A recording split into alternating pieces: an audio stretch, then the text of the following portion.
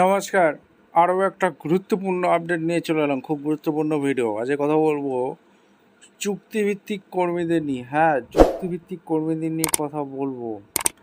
একটা বেতন বৃদ্ধি হয়েছে আজকে, ঠিক আছে? বেতন বৃদ্ধি হয়েছে, সমকাজে সমবেতন সবাইকে করে দিল। কত চুক্তিভিত্তিক কর্মীদের সমকাজে সমবেতন করলো, কাদের বেতন বৃদ্ধি হলো, মুখ্যমন্ত্রী কাদের জন্য বড় ঘোষণা করলো, আজকের এই ভিডিওতে বিস্তারিতভাবে ব্যাখ্যা করব।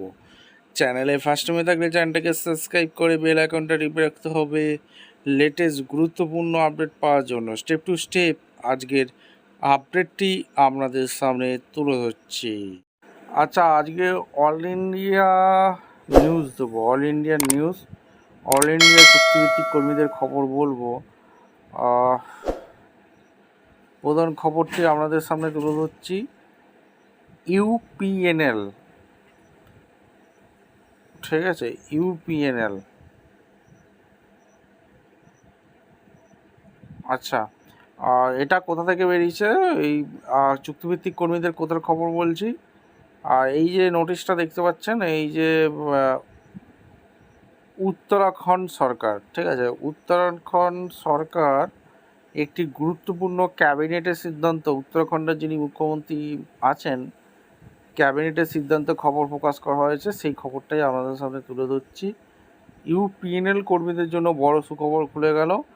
আর যেখানে ইউপিএনএল সকল কর্মীরা একই কাজের জন্য সমান বেতন পাবেন, ঠিক আছে? উত্তরাখণ্ডের চুক্তিভিত্তিক কর্মীদের জন্য ভাগ্য খুলে গেল।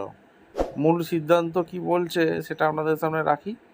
ধামি ক্যাবিনেটের নিয়মের জন্য কাট অফ ডেট বাড়িয়ে 15ই অক্টোবর 2024 করার অনুমোদন দিয়ে দিয়েছে। আগে এই সময় ছিল 12ই নভেম্বর 2018।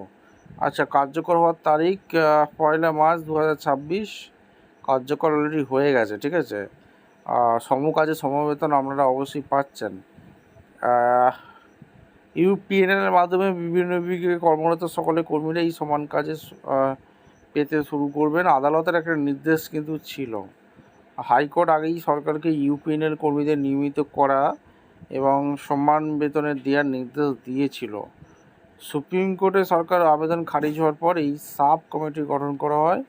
ক্যাবিনেটের বৈঠকে মুখ্যমন্ত্রী সিদ্ধান্ত নেয়, অর্থাৎ এইবার থেকে সমান কাজ করলে সমান বেতন পাবেন, অর্থাৎ সমকাজে সমবেতন চালু হয়ে গেছে।